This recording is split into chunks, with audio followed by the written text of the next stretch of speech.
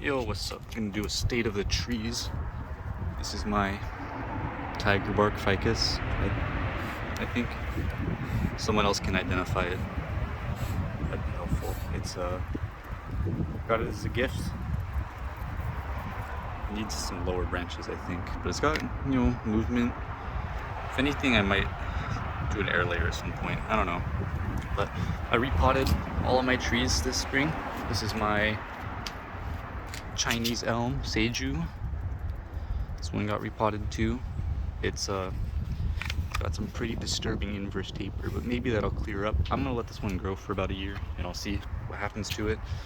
I think my two options really are ground layer, but even if I ground layer it, it doesn't quite look right.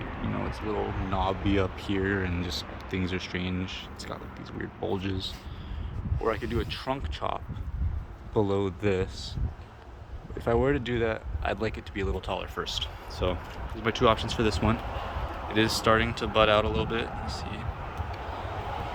Camera will focus. Starting to leaf. This is my Acer palmatum, China, Japanese maple. I'm doing a ground layer on it right now. It's leafing out, doing pretty good. We'll have to see how this one, if it roots or not. It's my first time ground layering. I'm brand new to bonsai pretty much. Only been doing it for like 3 months. We'll see if it lives. If it doesn't, oh well. Everyone kills their trees. Get out of here. This is a dwarf holly, a dwarf Japanese holly. It's got some problems, but I think I can style this pretty well. This is a Satsuki azalea.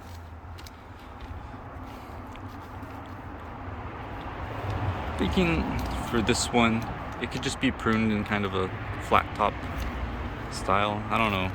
It doesn't really have good lower branches. Just let it grow, actually, maybe. I'm not sure yet. I don't really know what I'm doing. And over here, this is a Japanese boxwood triple trunk. I did a little bit of pruning on it already, but I still have more work to do. But I don't want to overwork the tree, I guess. I don't know how much foliage I can take off. So I took off about, this thing was probably close to 3.5 feet tall before I did some big cutbacks. I'm just gonna let it recover for now. There is buds forming and opening up. I think these are buds. They might be flowers. I'm not really sure how boxwoods grow. But I like this trunk. This trunk on the right. It's got some nice, vibe and movement. I'm gonna turn this chop here. This was just a branch that shot out like this. I'm gonna gin this, I think, make it into dead wood. And then I have to remove one of. There's two branches that just come off at the same angle. I have to get rid of one of them. I haven't decided which one yet, though. Probably the lower one. And then I'll have to work on the rear trunk. And finally, this boxwood didn't recover from its repot too well.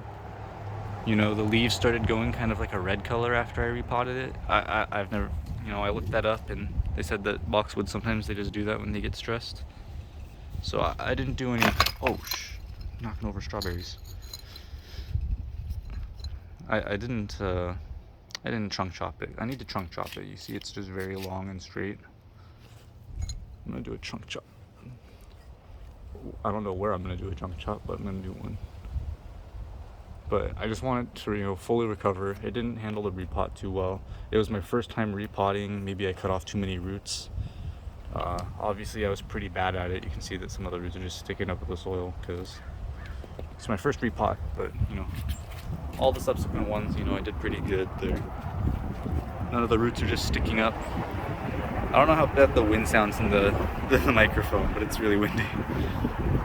Yeah, it's the state of my bonsai. Well, none of them are really bonsai yet. This is my pre-bonsai. See these ones? This one and that one? I put them in colanders, right? And I was looking at, nurseries, and I was looking at pond baskets, right? I was like, why don't I just use like a normal ass colander? It's like $10 cheaper. So I went to the dollar store, bought these colanders. They've been working well, you know, they haven't broken yet.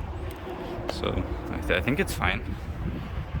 I should have got the ones with like the cross-hatched drainage holes though. These are the ones with the straight drainage holes. It's probably not the worst thing, but whatever. It's for soil. You know, I'm just using Nigel Saunders' mix. Perlite, and he uses Turfus. I'm using diatomaceous earth. And then I got some, I had orchid bark in, but then I decided the orchid bark was too big, so I just threw it out. I missed some pieces, but for the most part I just threw it out. And then I had some just organics, just some composted bark in there. Yeah, that's it.